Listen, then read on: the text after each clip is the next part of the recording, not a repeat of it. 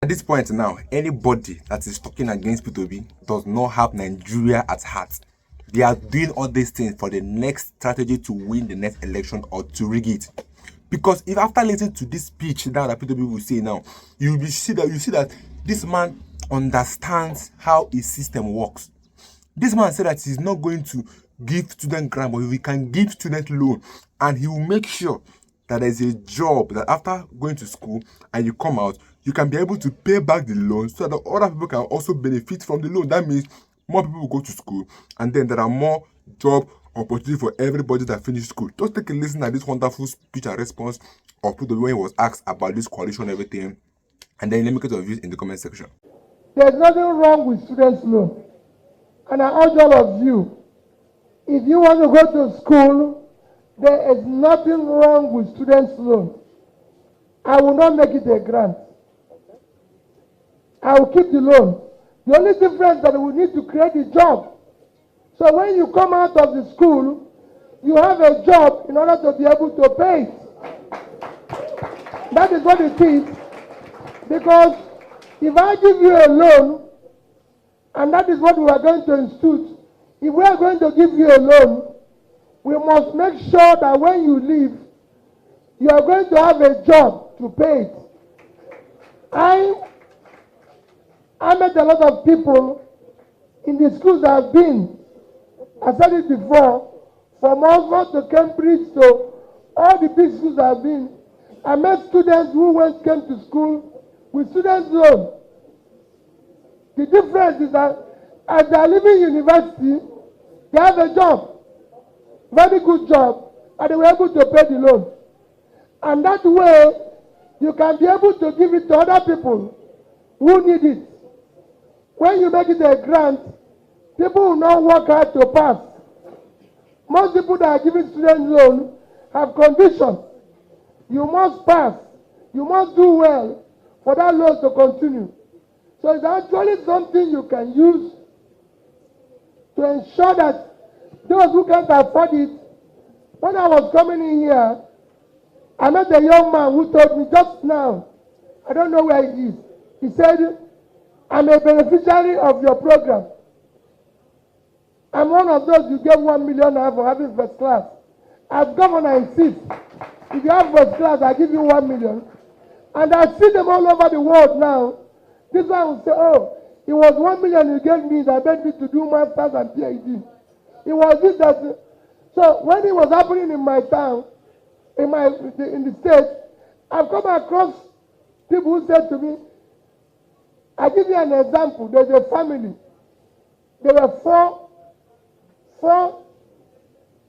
kids of one parent. They all made first class.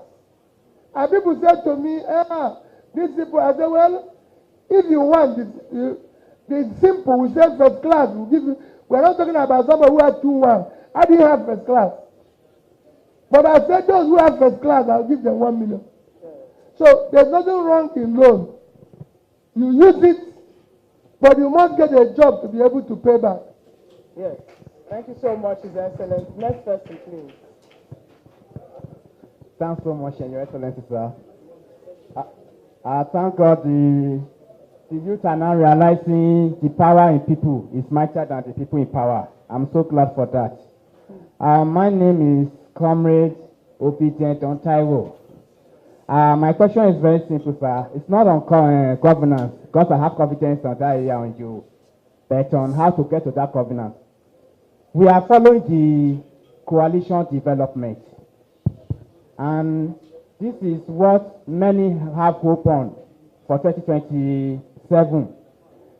But now, sir, if this coalition fails, which is likely, we don't pray for it, and if it succeeds, as we hope for, but Nigerians are disadvantaged by showcasing His Excellency Peter Obi as the flag bearer that we want to, because we've demonstrated our strength in 2023 without structure, without anything.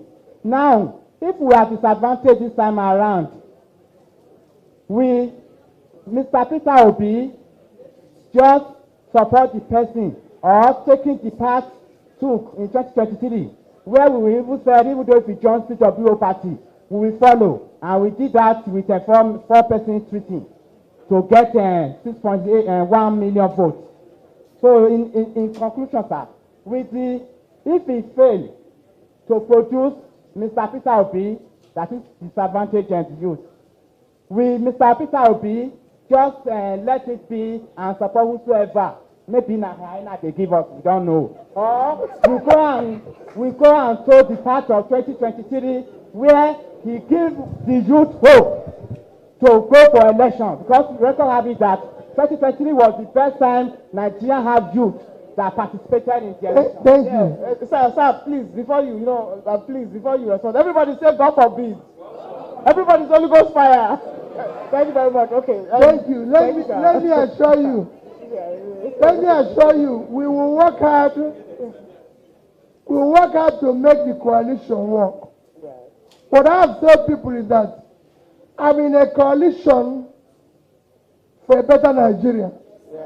I'm in a coalition for new Nigeria. I'm in a coalition that will fight insecurity. I'm in a coalition that will fight hunger in Nigeria. I'm in a coalition that fight stress. As you know now, WHO has said that over 20 million Nigerians have mental illness due to stress because of what is happening all over the place. So we imagine a country where 20 million people are mad, moving around because of stress. They don't know where the next thing will come from. So it's very, very important that we work hard to make sure we are now among the 3 most stressed countries to live in. We are now one of the hungriest countries for people to live in. We will work hard to fight this. That's the coalition we are in. And I assure you, I will continue to fight. Like I always say, I'm not desperate to be Nigerian president.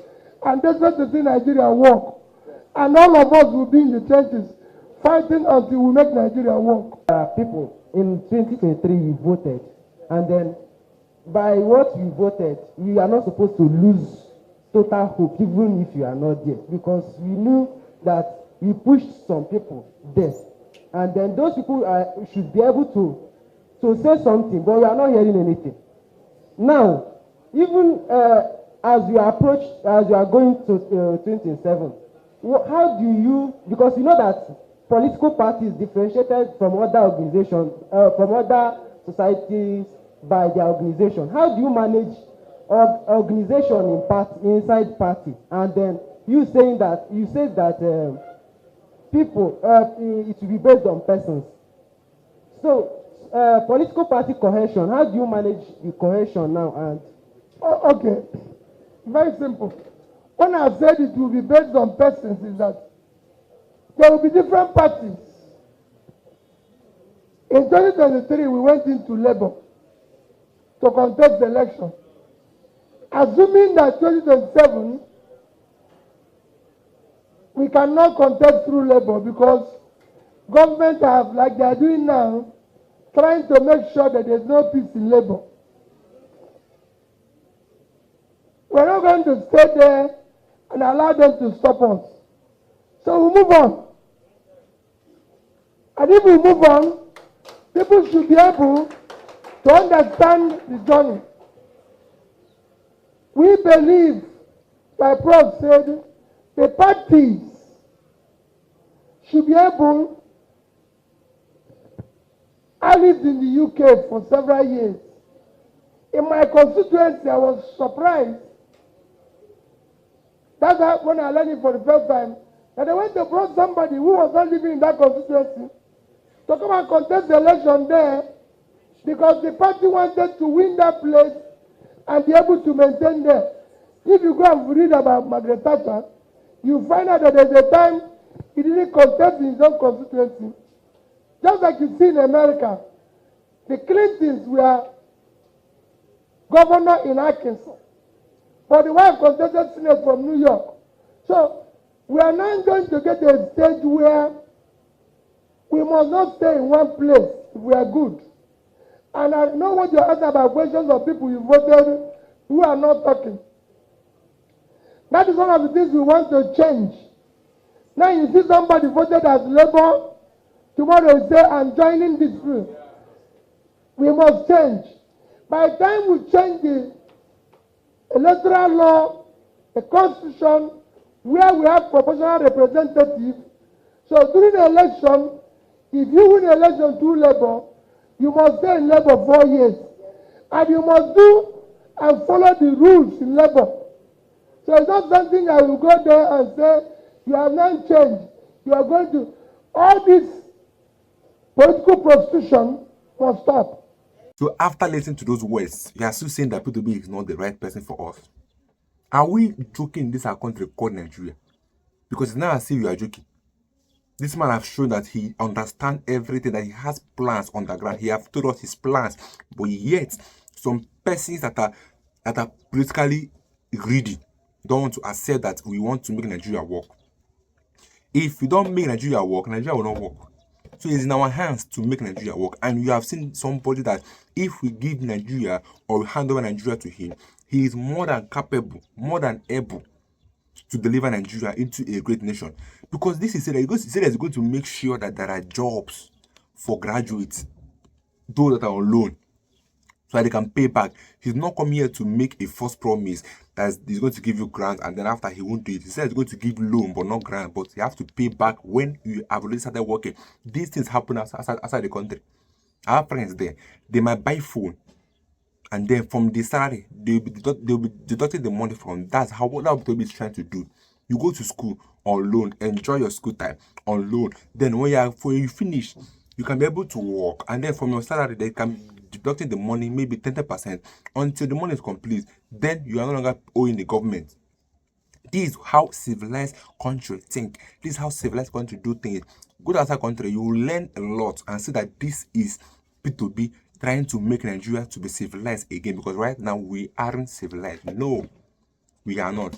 Where we have more dropout children, where we have more touts, where we have more court members, where we have more graduates that don't have jobs. Every year they produce more than hundreds of graduates, and inside that 100 graduates, most of them, more percentage don't have job in Nigeria. Then I asked, what is now the essence of going to school? Even the school system has spoiled, because going to school right now, you're not learning any practical thing about a course you are doing. You can be doing civil engineering, but yet you don't have a practical knowledge about how civil engineers work or operate. This is the kind of country where we are, and this man have given us hope, given us assurance and guarantee that this is what he can do. Why can't Nigerians wake up and stop collecting peanuts from government to do these things they're doing? Because in the next election, some persons will still collect peanuts and go and try to snatch ballot box. The same people will now come and be voting more than once because of peanuts.